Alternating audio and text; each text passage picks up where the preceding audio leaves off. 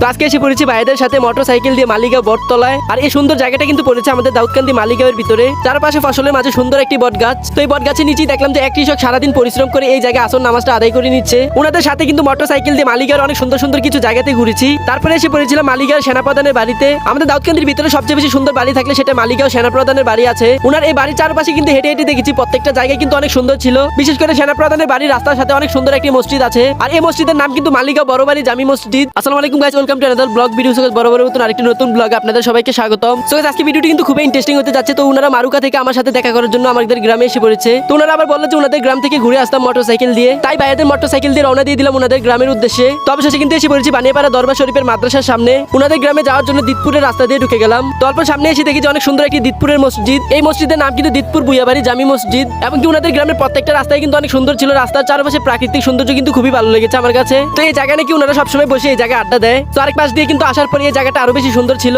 কারণ এই রাস্তার সাথে কিন্তু অনেক বড় একটি এরির ফসল দেখা যাচ্ছে। মেন রাস্তাগুলো যেভাবে করা হয় এই পাশের রাস্তাগুলো কিন্তু সেইভাবেই করা হয়েছে। তো কয়েকদিন আগে কিন্তু প্রত্যেকটা জায়গায় ঝড় বৃষ্টি হয়েছে। ঝড় বৃষ্টি হওয়ার কারণে কিন্তু এই পাশে এরি গাছগুলো ভেঙে গিয়েছে। ধান গাছগুলোতে যখন দাম ধরে তখন কিন্তু বৃষ্টিপাত একটু বেশি হয়। তো অবশেষে কিন্তু এসে পড়েছি বাইনাগর বাজারে। তো বাইনাগর বাজারে অল্প সামনে কিন্তু বাইনাগর সরকারি প্রাথমিক বিদ্যালয়। বাইনাগর সরকারি প্রাথমিক বিদ্যালয়ের সাথে কিন্তু বাইনাগর ইউনিয়ন পরিষদ। তো অবশেষে কিন্তু এসে পড়েছি মালিগাঁও সেনাপ্রধানের বাড়ির সামনে। আর এই মালিগাঁও সেনাপ্রধানের নাম কিন্তু ইকবাল করিম ভুইয়া। ওনার পুরোটা বাড়ি কিন্তু ঘুরে ঘুরে দেখেছি, আমার কাছে খুবই ভালো লেগেছে। বিশেষ করে ওনার বাড়ির দক্ষিণ পাশে কিন্তু অনেক সুন্দর একটি পুকুর আছে। পুকুরের চারপাশে কিন্তু দেওয়াল করে রেখেছে। এই জায়গার মসজিদের সামনে জায়গাটা কিন্তু আরো বেশি সুন্দর ছিল, কারণ সামনে গাছ লাগিয়ে রেখেছে। আর এটা কিন্তু মালিগাঁও ভুইয়াবাড়ি পারিবারিক কবরস্থান। মসজিদের পিছনে কিন্তু এই কবরস্থানটি। তো সেখান থেকে ঘুরে আবার রওনা দিয়ে দিলাম মালিগাঁও বটতলা যাওয়ার জন্য।